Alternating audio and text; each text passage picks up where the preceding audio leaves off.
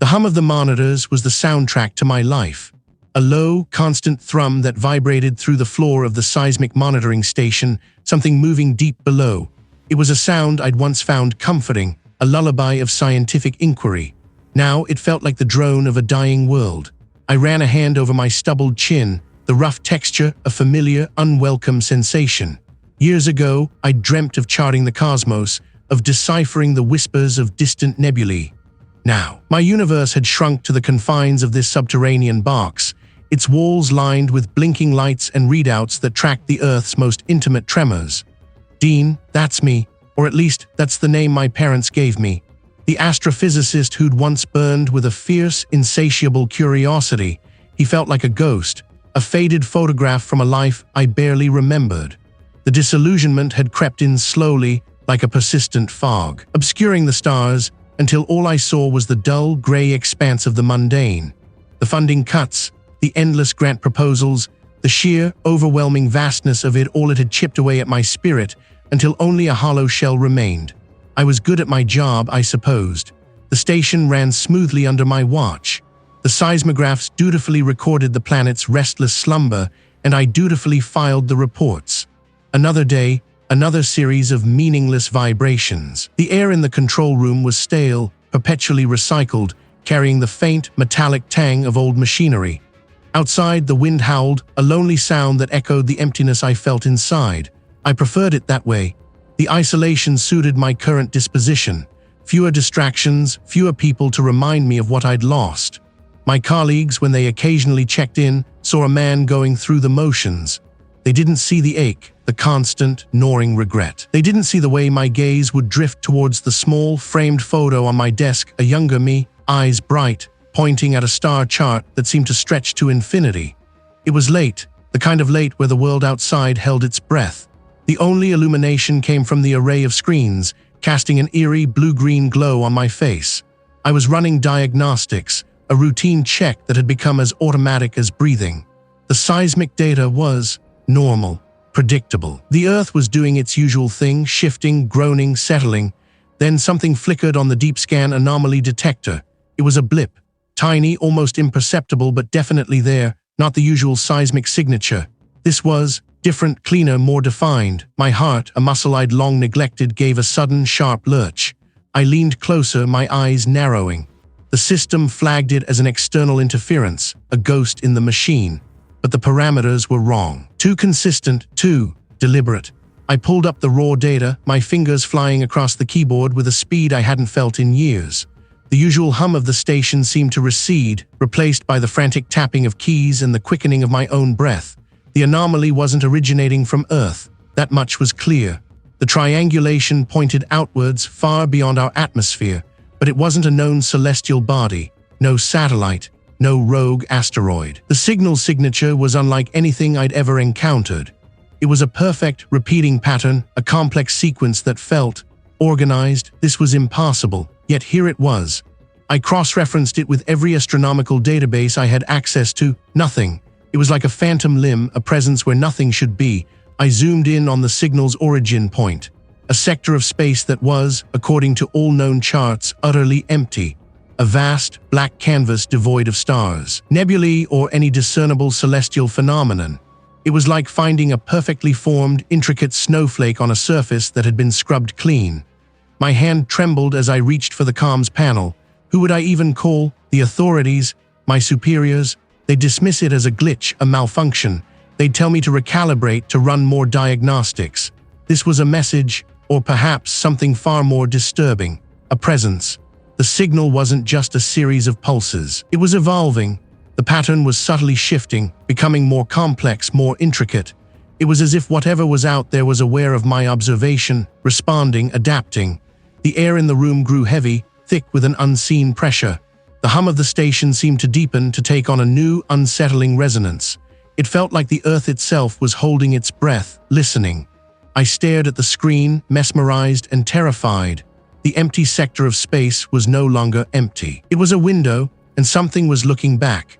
I ran my hand over the cool, brushed steel of the console, the faint tremor beneath my fingertips, a tangible echo of the unease coiling in my gut. It wasn't just the anomalous signal anymore. It was the feeling. a prickling awareness that something fundamental was wrong. I'd spent the last 3 days holed up in this subterranean warren, fueled by lukewarm coffee and a gnawing obsession. The signal, it was still there. A persistent whisper in the vast silence of space. Not just a whisper, really, more like a dissonant chord played on instruments that shouldn't exist. The usual radio frequencies were dead, a black canvas against which this thing painted its impossible hues. I'd run every diagnostic, every cross-reference. It defied classification. It wasn't natural. It wasn't a pulsar, not a quasar, not any known celestial phenomenon. Its periodicity was erratic, yet it possessed an underlying structure that hinted at intent. My fingers flew across the keyboard, pulling up spectral analysis charts. The waveforms were jagged, almost violent, then smoothed into unnervingly perfect geometric patterns before fragmenting again. It was like watching a language evolve and devolve simultaneously. The sheer energy output, too, was absurd. It was broadcasting from a sector of space that was supposed to be nothing, a void, an absence. Yet here it was, a beacon of impossible information. A sharp rap on the reinforced steel door made me jump. My breath hitched. Nobody ever came down here unannounced.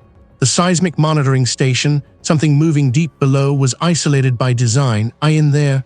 The voice was gruff, familiar. It was the station chief, a man who believed in solid ground, in measurable seismic shifts, in nothing more complex than the Earth's crust groaning under pressure. I took a deep breath, trying to smooth the tremor from my voice. "Yeah, I'm here, come on in." The door hissed open, letting in a gust of recycled air and the station chief, a burly man with a perpetually furrowed brow. He carried a thermos, the steam curling around his head. He eyed the bank of monitors, the complex graphs and fluctuating lines that normally meant nothing to him. "Still at it." "Huh," he said, his voice laced with a weariness that mirrored my own. "Though for entirely different reasons. Thought I might need some of this." He set the thermos down, the clink of metal on steel echoing in the cavernous room.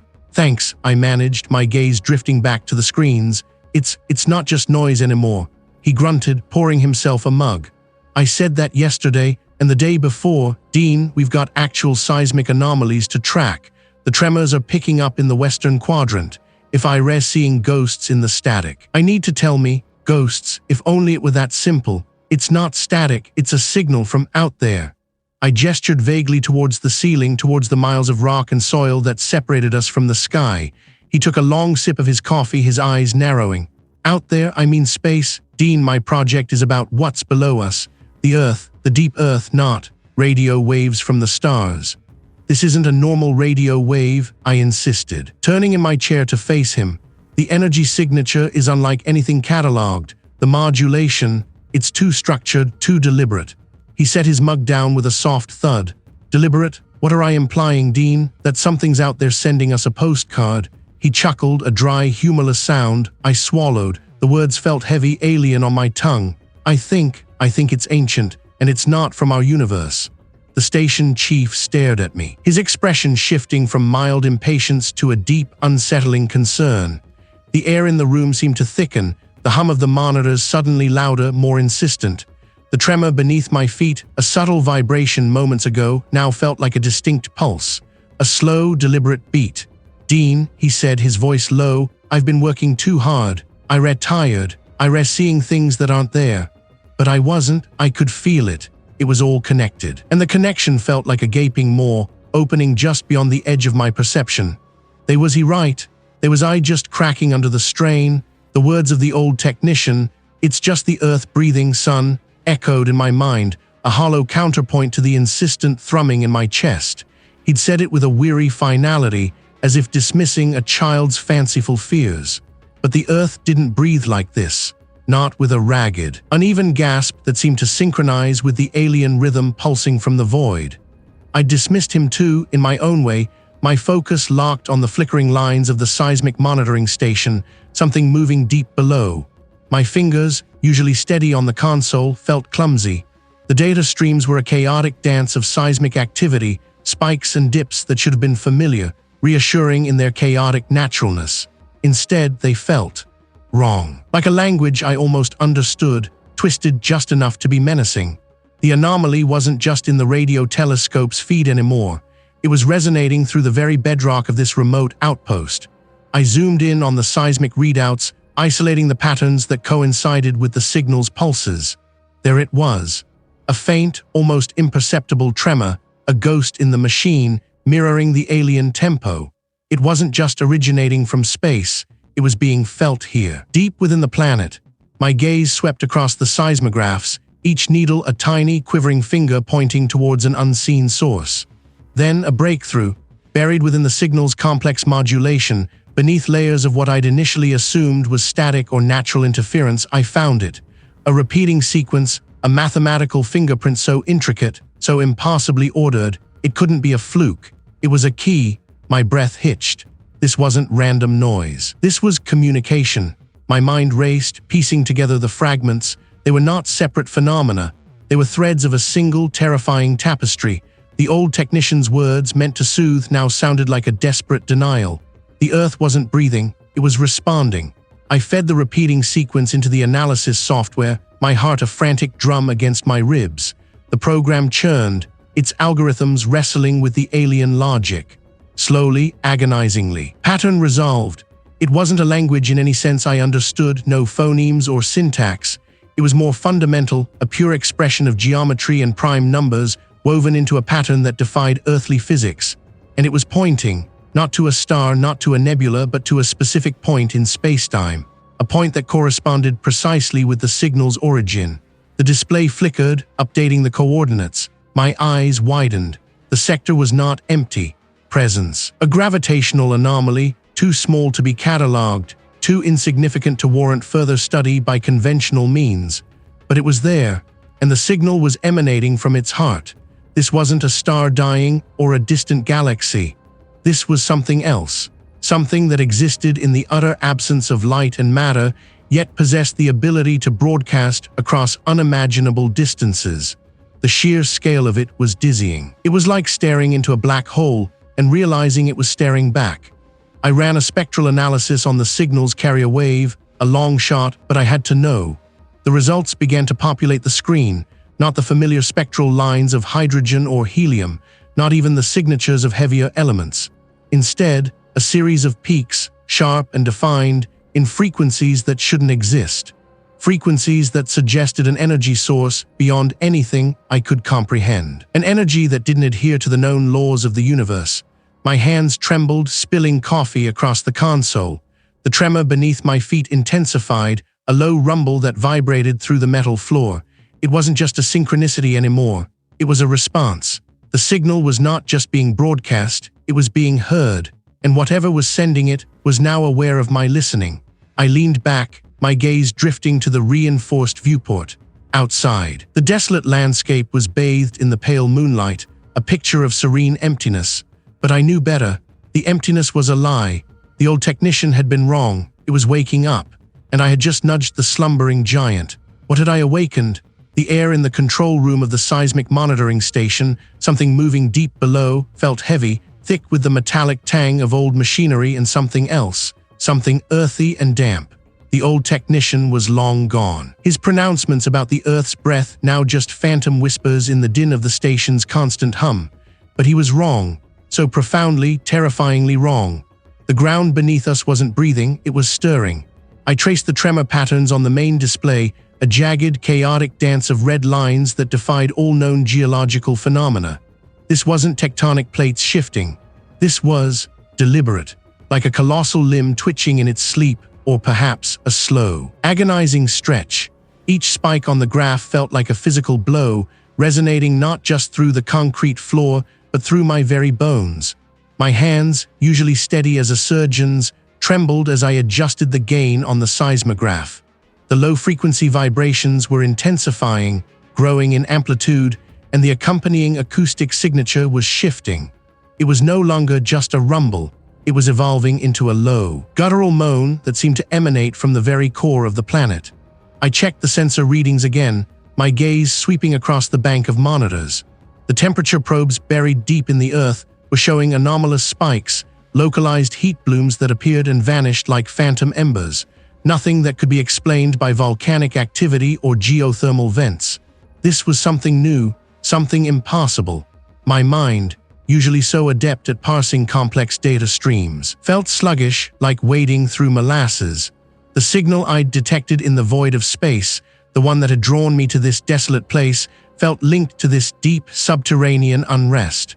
I stood up, the worn linoleum of the floor cool beneath my boots. The control room, usually a sanctuary of data and logic, now felt like a cage.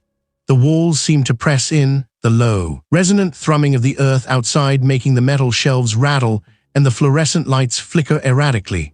I walked over to the reinforced window, the thick glass smudged with dust and condensation. Beyond it, the bleak, windswept landscape offered no comfort, only an endless expanse of gray sky meeting gray earth. It was a world that felt ancient, forgotten, and profoundly indifferent to my presence. A new set of readings flashed on one of the auxiliary screens. A seismic wave, unlike any I had ever seen, was propagating outwards from a point directly beneath the station. It wasn't a sharp shock, but a slow, undulating swell, a colossal pulse that seemed to warp the very fabric of the earth. The entire station groaned, a deep, protesting sound that made my teeth ache. Dust sifted from the ceiling, and a framed photograph of my younger, more optimistic self, taken on a field trip years ago, clattered to the floor. I picked it up. The glass cracked. The face staring back at me was a stranger, a man who believed in the order of the universe, in the comforting predictability of physics. He hadn't known. He hadn't seen what I was starting to see, the signal from space. It wasn't just a broadcast, it was a beacon, and something had answered, something vast and ancient and utterly alien. Every instinct told me to run, to abandon this place, this investigation, and pretend I had never heard the signal. But a deeper, more morbid curiosity held me rooted to the spot. What was down there? What was this colossal presence that could make the planet itself moan? The thrumming beneath me intensified, becoming a rhythmic pulse, like a monstrous heart beating in the deep. The acoustic sensors registered a new sound, a low, grinding noise that sent a shiver down my spine. It was the sound of immense weight shifting, of unimaginable forces at play. In that brief blackout, I thought I saw something. My breath hitched in my throat. My muscles tensed, ready to spring, though I had no idea where I would run. This was an awakening, and I was standing directly above it. The question clawed at my mind, a desperate primal urge. Was this thing aware of me? The silence in the seismic monitoring station, something moving deep below, was a suffocating blanket. I'd been alone for hours. The old technician's hurried departure, leaving a vacuum that the hum of ancient equipment couldn't fill. His cryptic warnings about the Earth's breath echoed, but they felt less like folklore now and more like a desperate plea. The air, heavy with the scent of ozone and damp concrete, seemed to press in. My fingers traced the cool, worn surface of the console, the glowing readouts a stark contrast to the encroaching gloom. I had to know. The signal, the tremors. The technicians' fear, it all pointed to something profoundly wrong, something that lurked beneath the surface, not just of this desolate patch of earth, but perhaps of reality itself. My disillusionment with academia felt like a distant memory, replaced by a raw, gnawing urgency. This was real, and it was terrifying. My gaze swept over the seismic charts. Lines that had been steady for years were now a chaotic scribble, jagged peaks and plunging troughs that spoke of violent, unseen forces at work. The deep earth sensors, designed to detect the subtlest shifts in tectonic plates, were screaming, but it wasn't the familiar rumble of geology. This was different. It pulsed. It had a rhythm, a nascent, alien beat that vibrated not just through the earth, but through my very bones. I pulled up the historical logs, my heart thudding a heavy, irregular cadence against my ribs. Years of data, meticulously recorded, scrolled past, mostly quiet. The occasional tremor, attributed to minor geological activity. Then a sharp spike 6 months ago, coincident with the first whispers of that anomalous signal I'd detected in deep space. A tremor that had, according to the logs, originated from a depth of nearly 10 kilometers, far beyond any known geological fault line. And then another, and another, each more pronounced than the last. This wasn't a natural phenomenon. The technician had been right. The Earth wasn't just breathing, it was stirring, and whatever was stirring was broadcasting. My hands trembled as I navigated the station's limited network. This place was a relic, designed for one purpose and one purpose only, listening to the planet's groans. But there had to be something. A maintenance log, a forgotten protocol, a hidden access point to a more robust network. I found a dusty binder tucked away in a locked cabinet, its label faded beyond legibility. Inside, the brittle pages were filled with dense, technical jargon, diagrams of equipment I barely recognized, and handwritten notes in a spidery script. It detailed an experimental deep-penetration sonar array installed decades ago as part of a clandestine research project. The project had been deemed a failure, the equipment decommissioned, its existence scrubbed from most records, but it had been active, and it had been pointed downwards, deeply downwards. This array wasn't just for listening.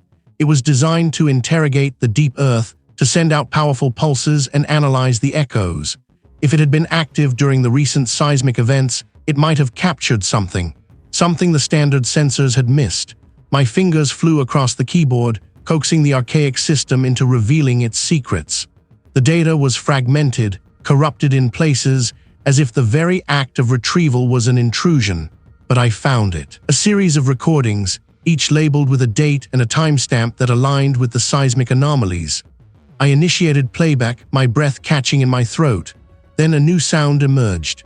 A deep, resonant thrum, far lower than any seismic wave I'd ever studied. It wasn't a single note, but a complex chord, shifting and evolving, impossibly vast.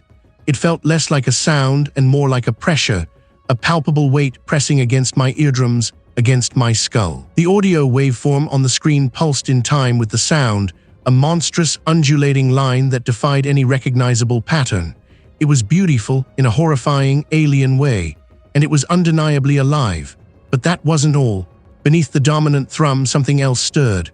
A faint, high-pitched whine, like 1,000 tiny needles scraping against glass. The technician had spoken of the Earth's breath. Had he heard this? Had he understood what it meant? The signal I'd detected in space. Was it a response, a call, or something far more insidious? I leaned closer to the speaker, straining to decipher the faint, scraping sound. It seemed to be coalescing, forming patterns, almost as if it were trying to communicate. But what was it saying, and to whom? The console flickered, the lights dimming for a moment before sputtering back to life.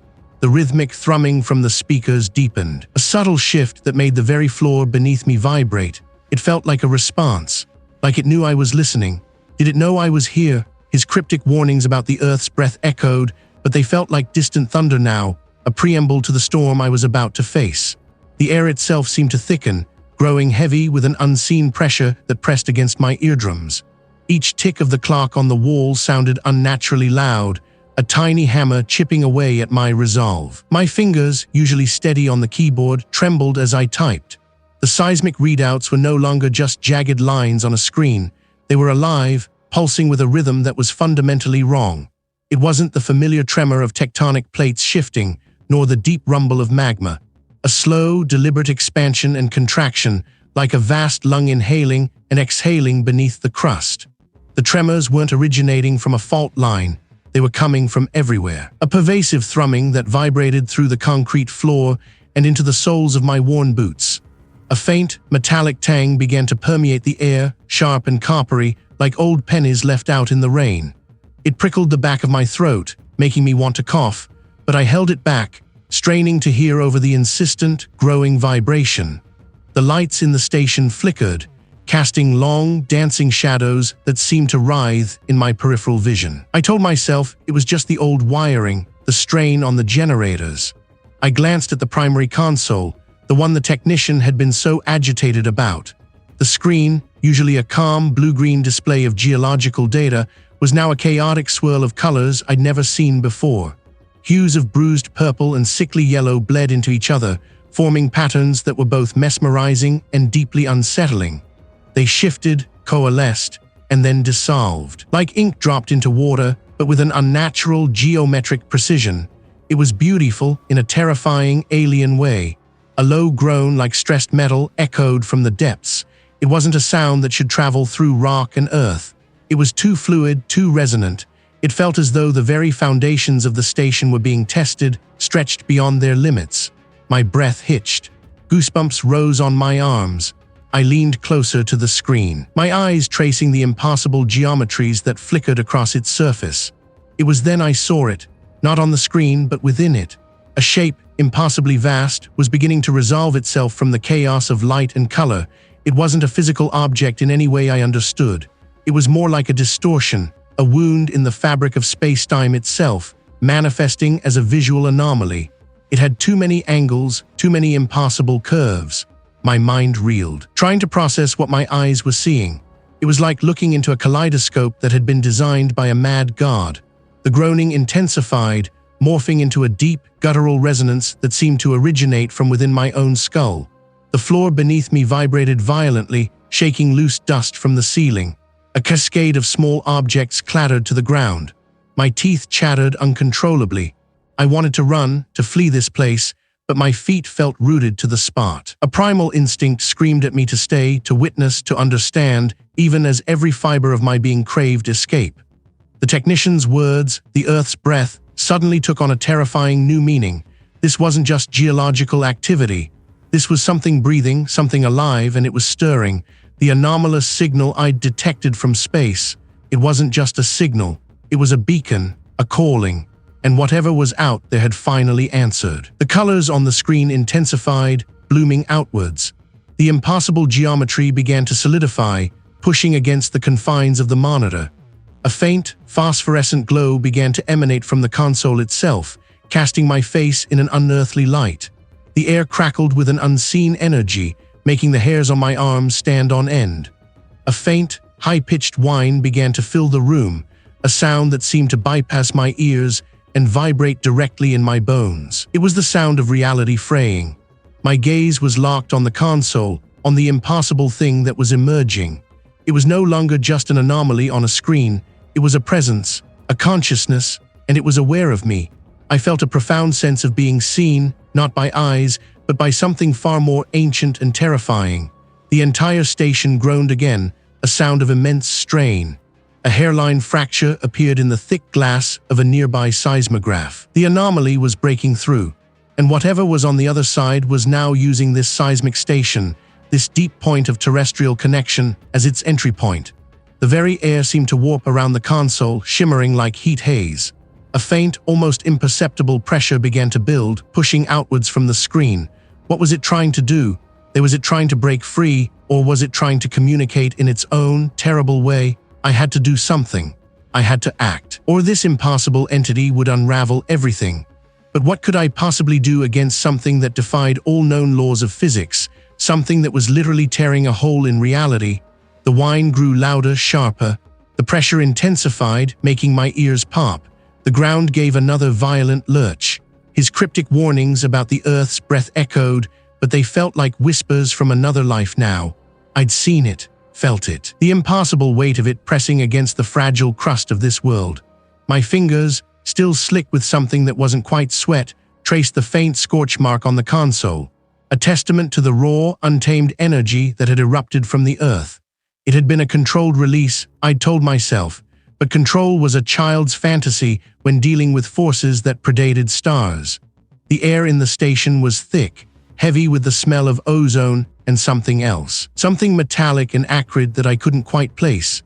It clung to my clothes, to my skin, a constant, nauseating reminder. Each breath felt like drawing in dust from a tomb. I ran a hand over my face, the stubble rough against my palm. My eyes burned not from fatigue, but from the lingering afterimage of that impossible light. I had acted. The signal had faltered, the tremors had subsided, and a fragile quiet had settled over the monitors. But the quiet was a deception. It was the coiled stillness of a predator, not the peace of a victory. I walked over to the large, analog seismograph, its paper spooling out a steady line of meaningless squiggles, or so it had been. Now faint, jagged peaks appeared, impossibly regular, like the heartbeat of something vast and slumbering. They weren't the chaotic rhythms of tectonic plates. These were deliberate, ordered. My own heart, a traitorous organ, began to thud a clumsy rhythm against my ribs. It wasn't a panicked beat, not yet. It was a slow, insistent drum mirroring the faint pulses on the paper. I remembered the technician's words, his fear a palpable thing as he'd scrambled for the exit. It hears, he'd rasped, his eyes wide and unseeing. It remembers. He hadn't meant the Earth itself, he had meant it. The entity I had inadvertently nudged, awakened from an eon-long slumber.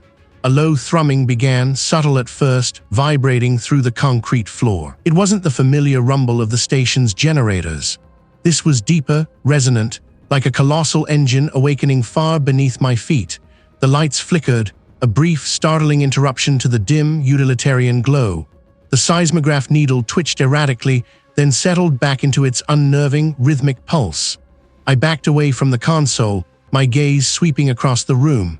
The metallic tang in the air intensified, prickling the back of my throat. It felt like the scent of ancient, dried blood. My hand instinctively went to my side, searching for something, anything to hold on to. There was nothing. My knuckles brushed against a discarded wrench, its weight a pathetic comfort. The thrumming grew louder, a tangible pressure in my chest. It wasn't just a sound anymore. It was a sensation, a physical manifestation of a vast, indifferent power stirring. The walls of the seismic monitoring station, something moving deep below, seemed to press inward. I could feel the immense weight of the earth above, a crushing burden, and beneath that, something else. A faint, high-pitched whine began to weave its way through the deepening hum. It was a sound that scraped against the inside of my skull, a dissonant chord that promised dissolution. It was the sound of things unraveling. I forced myself to breathe, to focus. I had to know. I had to see what I had done. My eyes darted to the main display, the one that showed the real-time seismic activity across the region. The lines, usually chaotic and unpredictable, were now converging, coalescing into a single, impossibly smooth curve that arced across the screen. It was a perfect sine wave, originating from a point directly beneath the station. A signature. The whine sharpened, becoming almost unbearable. My teeth ached. I clamped my jaw shut, a futile attempt to ward off the encroaching madness. The floor vibrated more intensely now, a violent shudder that sent loose bolts rattling from the ceiling. Dust rained down, a fine, gritty shower. The display flickered again, the sine wave dissolving into a chaotic scramble of static. Then it reformed, but it was different. And at the center of the screen, where the originating point had been, a single, impossibly bright pixel bloomed. It pulsed, a miniature sun against the black backdrop of the display. It wasn't a signal anymore. It was a presence. My breath hitched. The thrumming reached a crescendo, a deafening roar that drowned out the whine, yet somehow I could still feel that piercing note in my bones. And then, as suddenly as it had begun, the intense vibration ceased. The single pixel on the display remained, pulsing with an unnerving luminescence. The seismic monitoring station, something moving deep below, was no longer just a place. It was a wound, and something was bleeding through. I stood there, frozen. My gaze locked on that impassable point of light. The smell of ozone and decay was overwhelming. My limbs felt heavy, disconnected.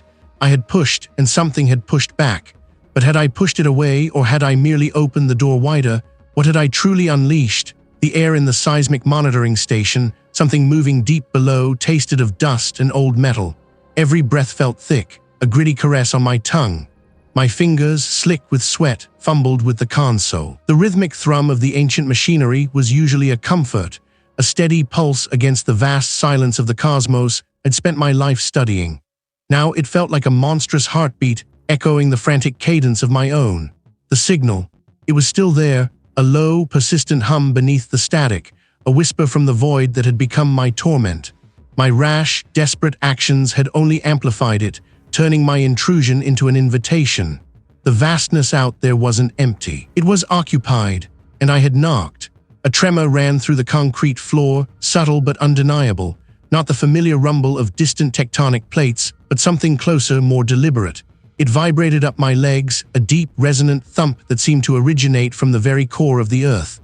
The lights flickered, the steady hum of the station faltering for a sickening moment. My eyes darted to the monitors, their green lines jumping erratically. Seismic activity. Off the charts, but not from any known fault line. It was moving deep beneath us. The entity, the thing I had woken, my breath hitched. It seeped from the ground, from the very rock that encased us. I could feel it on my skin, a prickling sensation like a million tiny needles. I remembered the equations, the elegant dance of celestial bodies, the predictable laws of physics. They all felt like childish scribbles now, inadequate against the sheer, unyielding otherness of what I had encountered. It wasn't a force of nature. It was a consciousness, ancient beyond comprehension, a being that existed in dimensions I couldn't even begin to map. The tremors intensified, the floor bucked, loose equipment rattled, sending metallic clangs echoing through the confined space. Dust rained down from the ceiling, a fine gray snow. I pressed myself against the console, my grip tight where I gripped the edge. My mind raced, desperately searching for a solution, a way to undo what I had done. But there was no undoing this. There was only enduring. I had broadcast its song to the universe, a desperate plea for understanding, and the universe, or rather the thing within it, had answered. It had heard my clumsy attempt to erase it, and it had responded with a subtle, terrifying assertion of its presence. It wasn't a war I was fighting. It was a wake-up call, another tremor, stronger this time. A low groan emanated from the earth, a sound that seemed to scrape against the very fabric of my being. The monitors screamed, their readouts a chaotic jumble of impossible readings. It was a roar, a deafening cacophony that filled the station, filling my head. It was no longer just sound. It was a pressure, a physical weight pushing down on me. My vision blurred. The edges of the room seemed to waver, as if the very walls were breathing. I squeezed my eyes shut, trying to block it out. But the sensation was internal, a violation of my senses from within. It was a glimpse, a fleeting, horrifying impression of impossible geometry, of colors that had no name, of a scale that dwarfed galaxies. I had found them, but they were not the answers I had expected. They were not about distant nebulae or the birth of stars. The tremors subsided. The roar of the signal softened, retreating back into its insidious hum, though now it felt different. It was no longer a call from afar. It was a presence, a weight in the air, a feeling of being watched from impossibly close. The dust settled, clinging to everything, a shroud of the Earth's disturbed slumber. I opened my eyes. The monitors were still. The green lines were flat, almost unnaturally so. The hum of the machinery returned to its steady rhythm, a deceptive normalcy. I looked at my hands. They were shaking, not with fear anymore, but with a profound, bone-deep weariness. I had not defeated it. I had merely alerted it, and in doing so, I had become a witness. The truth I had unearthed was not a comforting revelation. It was a terrifying certainty. We were not alone, and the company we kept was ancient, indifferent, and unimaginably vast. It held it, and it knew I was here. What would it do now?